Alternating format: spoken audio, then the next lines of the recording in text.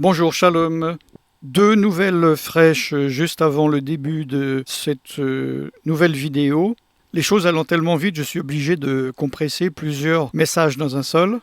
J'aimerais rétablir une chose, c'est qu'il y a quelques jours, le pape a fait une vidéo qui est passée assez inaperçue à cause du coronavirus. Il a fait une interview et tous les médias concernés l'ont présenté, cette interview, comme vous le voyez à l'écran, comme étant le pape Francis aime vraiment le Shabbat juif. Et il y a eu donc des vidéos qui ont été faites disant que le pape a changé, qu'il aime le Shabbat, donc le samedi, alors que depuis des années, il essaye d'imposer la loi du dimanche dans toute l'humanité. Je vais en parler dans la vidéo qui vient. Or, ce n'est pas le cas. Cela a été, évidemment, comme beaucoup de choses, manipulé. En fait, le dessous de l'affaire, je vous parle de manière de révélation spirituelle, c'est que le pape est toujours dans sa quête du Sunday rest, du dimanche de repos obligé pour la terre entière, chrétiens et non chrétiens. Et en fait, il utilise l'exemple du Shabbat pour petit à petit imposer son entre guillemets Shabbat du dimanche, ce qui n'a aucun sens. C'est pour cela qu'il utilise ce terme non biblique de Shabbat juif, vu que dans la Bible, il n'est jamais parlé de Shabbat juif, mais c'est le Shabbat de Dieu, simplement parce qu'il est respecté par les Juifs. Mais dans la bouche du pape, cela a une connotation particulière par rapport à ses plans. Si Dieu le permet, je ferai une vidéo entière sur ce sujet. J'avais l'intention de le faire, mais à cause du coronavirus, j'ai changé mes plans. Deuxième chose importante qui s'est passée il y a 2 jours, à Jérusalem, des représentants des chrétiens, des juifs et des musulmans se sont réunis ensemble à Jérusalem pour prier ensemble, unis, contre le coronavirus. Nous voyons de nouveau que ce déclencheur qu'est le coronavirus fait unir les personnes. Et nous savons qu'il doit y avoir une union sacrée entre les religions, entre les politiques, entre les économistes et les finances, pour que le nouvel ordre mondial puisse être mis en place. Petit à petit, pas après pas, nous allons dans la direction, évidemment, prophétisée par la parole de Dieu. Dernière nouvelle, Boris Johnson vient d'être testé positif après Angela Merkel, après des personnes entourant les présidents et les chefs d'État. Je pense qu'il y en a beaucoup plus que cela, mais il le garde secret. Que dit Dieu, que dit la Bible dans Daniel chapitre 2, à partir du verset 20 ? « Béni soit le nom de Dieu d'éternité en éternité. À lui appartiennent la sagesse et la force. C'est lui qui change les temps et les circonstances, qui renverse et qui établit les rois, qui donne la sagesse aux sages et la science à ceux qui ont de l'intelligence. Il révèle ce qui est profond et caché, il connaît ce qui est dans les ténèbres, et la lumière demeure avec lui. » Dieu est en train de changer les temps et les circonstances. Plusieurs personnes m'ont mis dans les commentaires « Oui, mais on exagère ce coronavirus. Il est en train de changer le système mondial. » Et je pense que Dieu n'en a pas fini. Dieu est en train de changer en profondeur, avec des choses cachées, les temps et les circonstances. Des chefs d'État risquent d'être renversés et d'autres vont être établis. Dieu connaît tout, il révèle ce qui est profond, il révèle ce qui est caché, et il connaît ce qui est dans les ténèbres, et la lumière demeure avec lui. Bonjour, shalom, je suis serviteur de Dieu Alan Rich et vous êtes sur ma chaîne publique de YouTube Preacher Alan Rich et ou sur tvjesuchrist.com.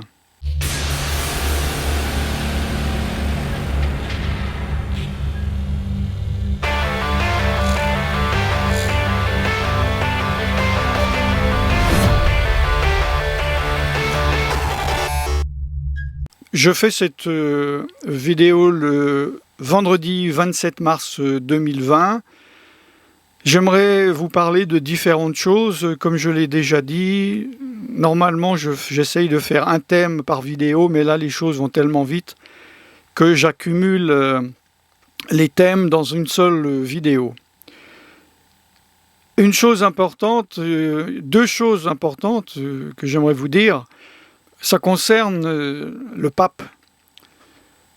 Personnellement, je n'ai rien, comme je l'ai dit, contre lui. Je ne le connais pas. Peut-être c'est un meilleur homme que moi. Qui suis-je pour le juger? Mais en tout cas, par rapport à sa position papale et les décisions qu'il prend, même s'il meurt et que demain il y a un nouveau pape, ça sera la même chose. C'est la position qu'il a et les décisions qu'il prend. À un niveau personnel, c'est entre lui et Dieu. Nous ne devons juger personne. Il y a quelques jours, il a proposé que mercredi, donc je pense que c'était mercredi passé, mais il va refaire, évidemment, il va reproposer des initiatives de cette sorte. Il appelle à l'unité de tous les chrétiens. Il a demandé que mercredi, tous les chrétiens, peu importe leur dénomination, prient le Notre Père. Alors j'aimerais vous mettre en garde, parce que le diable, malheureusement, on ne l'appelle pas le stupide, l'ignorant, on l'appelle le malin. Il est subtil. Lorsque on parle de lui, on ne lui donne pas la gloire, on ne lui donne pas de l'importance. Il ne faut pas lui donner plus d'importance qu'il en a, mais il ne faut pas lui donner moins d'importance qu'il en a, car je sais que dans beaucoup de vos dénominations, vous avez reçu l'enseignement et la doctrine de dire « Vous voulez rendre gloire à Dieu, parlez de Dieu, ne parlez jamais du diable parce que ça lui rend la gloire et cela ne sert à rien. » On ne peut pas ignorer son ennemi et d'ailleurs dans les épîtres, il en est beaucoup parlé. Il faut connaître les techniques de son ennemi pour pouvoir les contrer. D'ailleurs, Paul lui-même, Saul a dit vous n'ignorez pas les desseins du diable. Si ils n'ignorent pas les desseins du diable, c'est qu'ils avaient été enseignés par rapport aux desseins du diable. Tout cela, évidemment, est en rapport avec le nouvel ordre mondial que le pape veut instaurer. Et il va y arriver, que ce soit lui ou un de ses successeurs, évidemment. Et j'en ai abondamment parlé dans les autres vidéos dont normalement vous devriez voir les miniatures défiler sur l'écran. Le pape est pour l'œcuménisme, il est pour l'unité des chrétiens. Premièrement, vous pouvez vous dire, n'est-ce pas l'enseignement de Christ?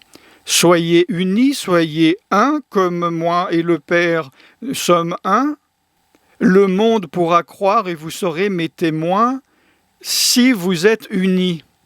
Donc, intellectuellement, humainement, selon la sagesse humaine, comment combattre cela?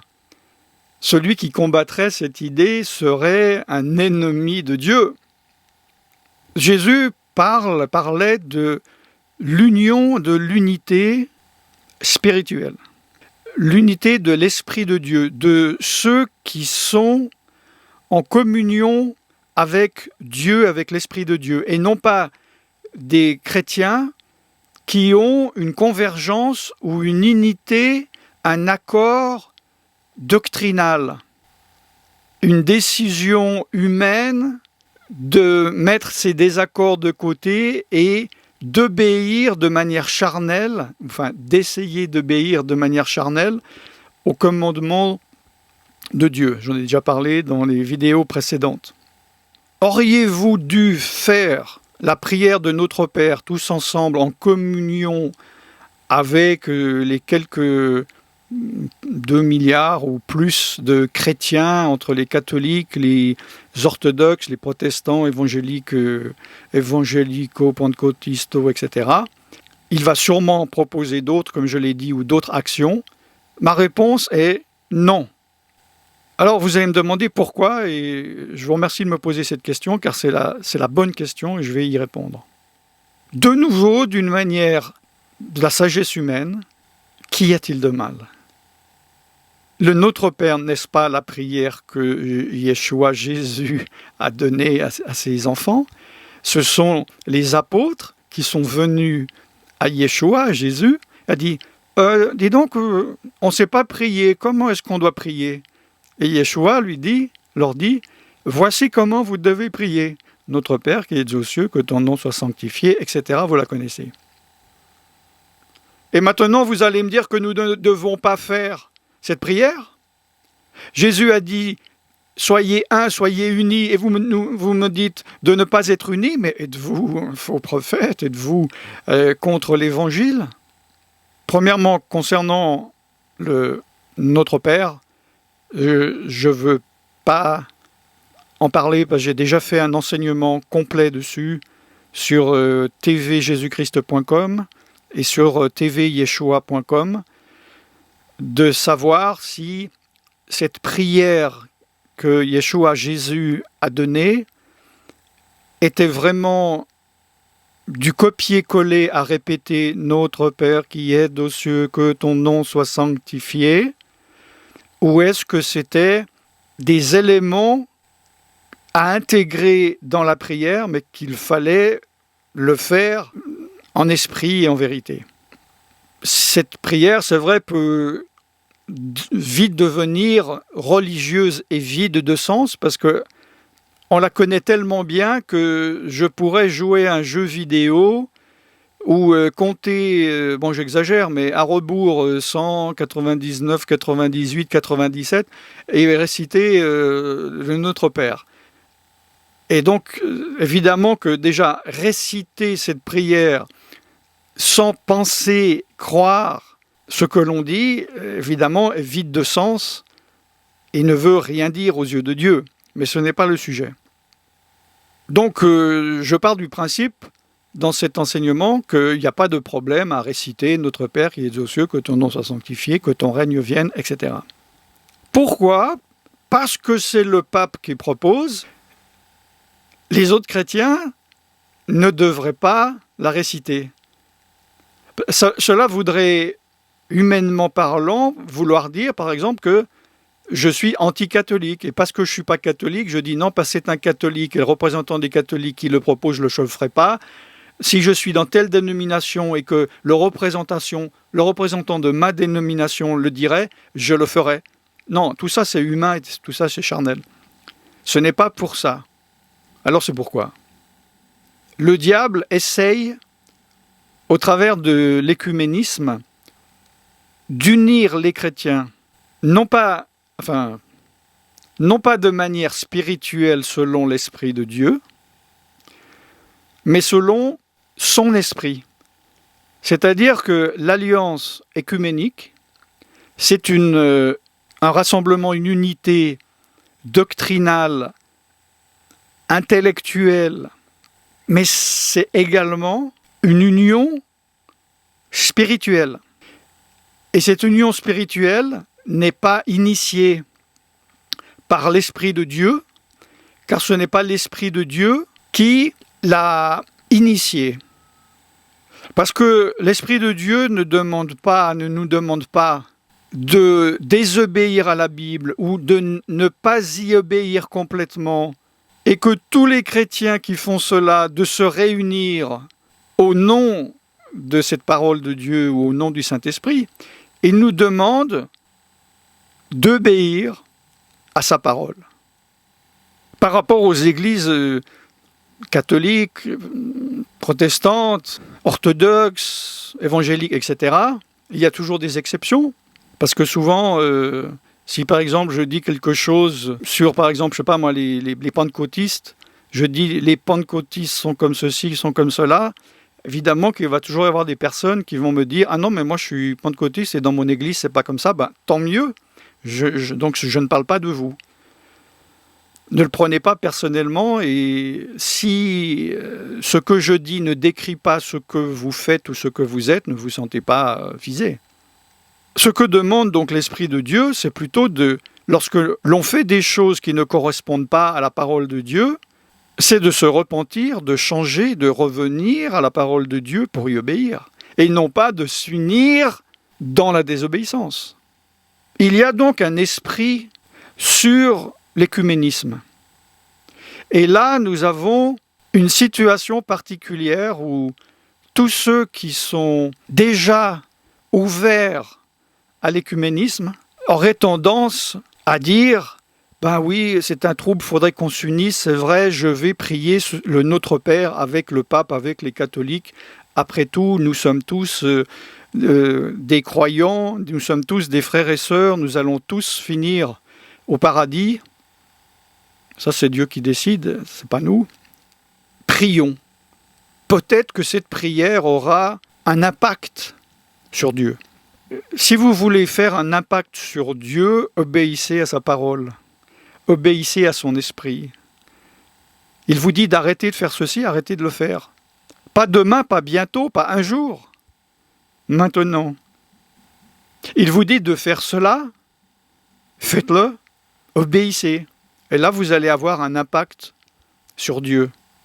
L'obéissance est plus grande aux yeux de Dieu que les sacrifices. Et cet esprit, donc, qui est sur cet écuménisme, c'est l'esprit du monde. C'est l'unité spirituelle du monde. Et vous savez qui est le chef spirituel du monde.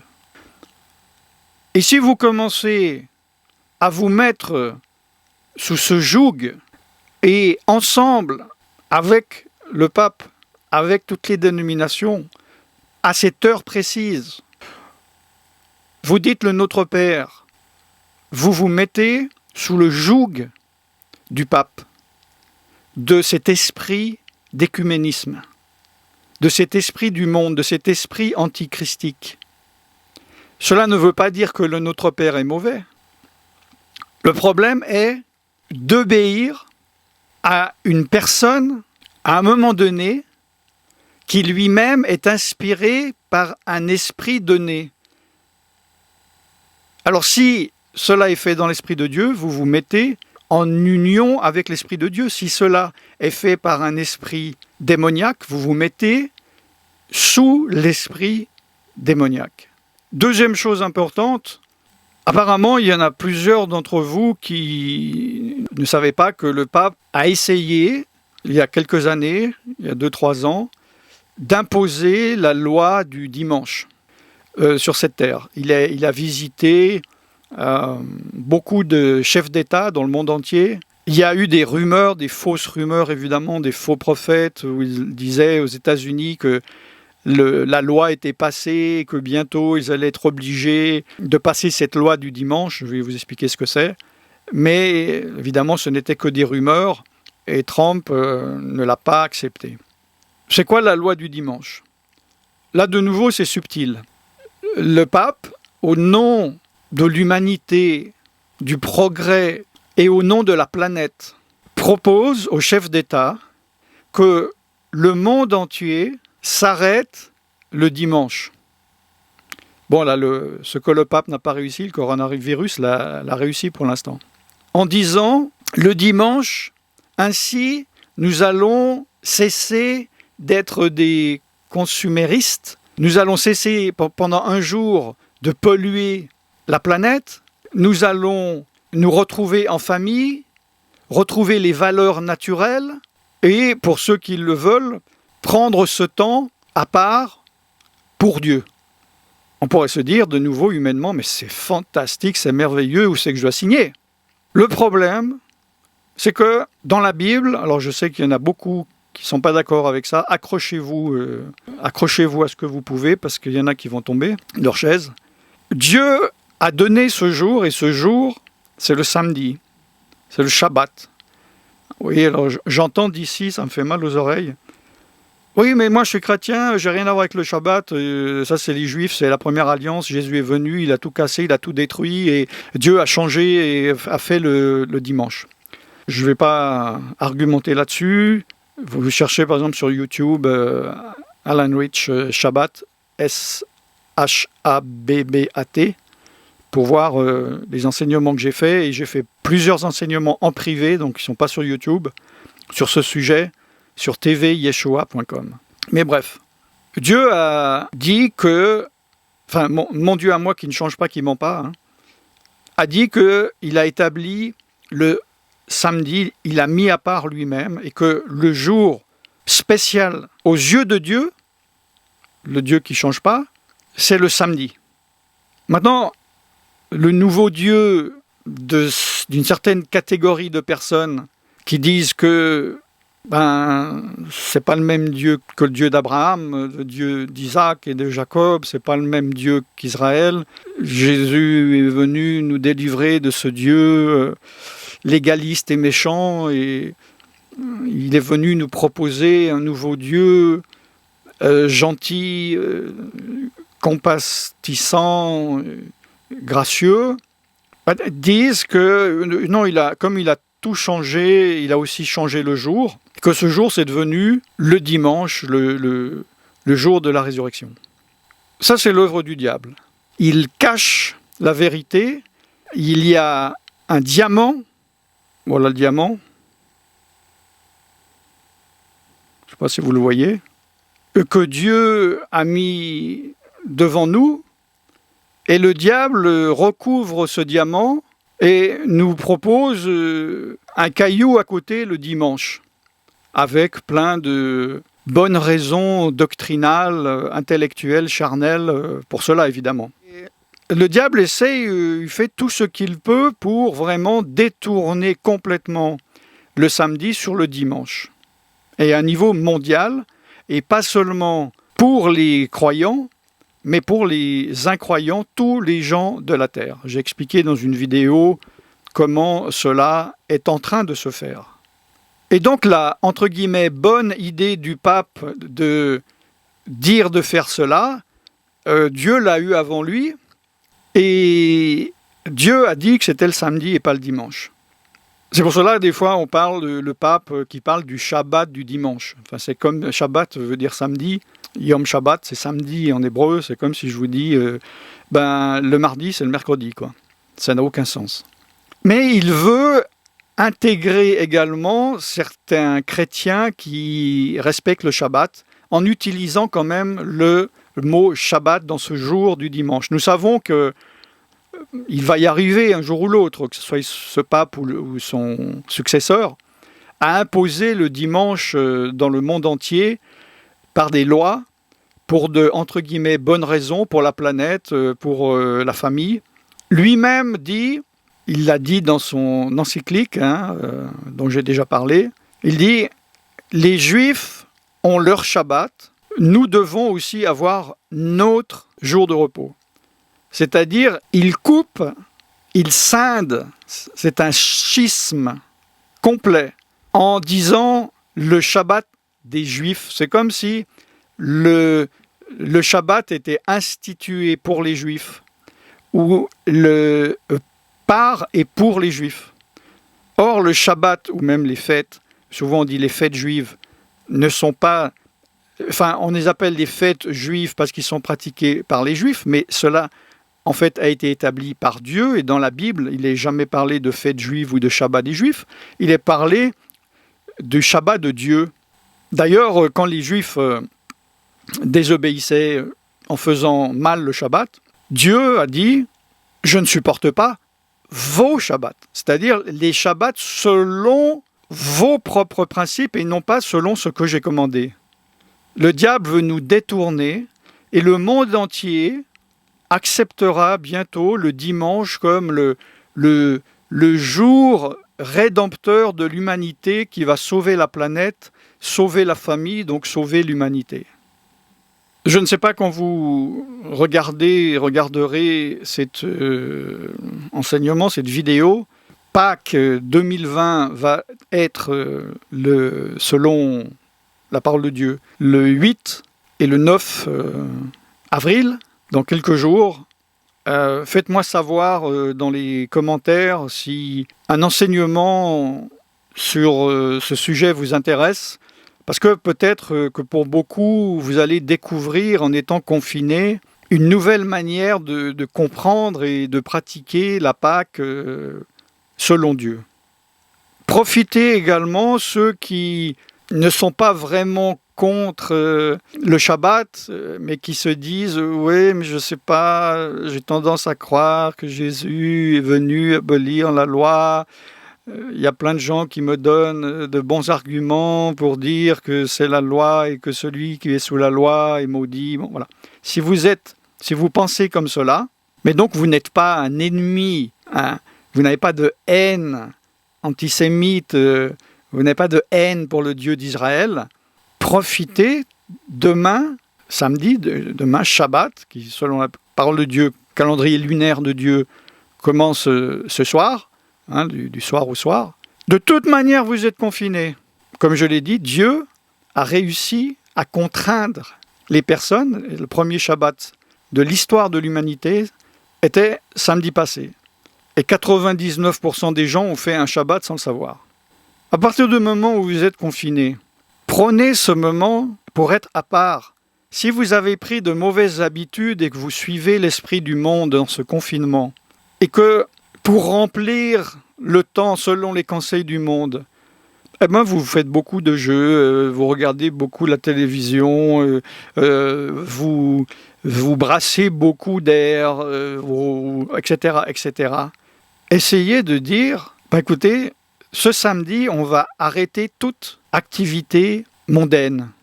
On ne va pas regarder la télévision. On ne va pas faire des choses pour notre plaisir. On va mettre Dieu en avant et on va, au lieu de se servir, on va servir Dieu demain, samedi, Shabbat. Y a-t-il quelqu'un qui trouve cela mal, à part les antisémites qui vont dire « Ah non, puisque Dieu a dit le samedi, je vais faire tous les jours de ma vie, sauf le samedi. » Mais comme je l'ai dit, si vous n'êtes pas atteint de cet esprit de haine pour le Dieu d'Israël, pourquoi ne pas obéir à Dieu? Non pas par légalisme, mais par amour.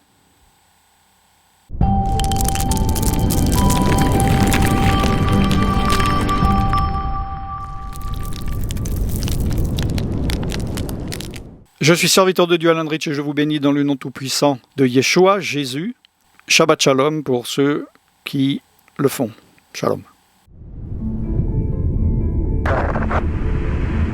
that looks beautiful from here. It has a stark beauty all its own.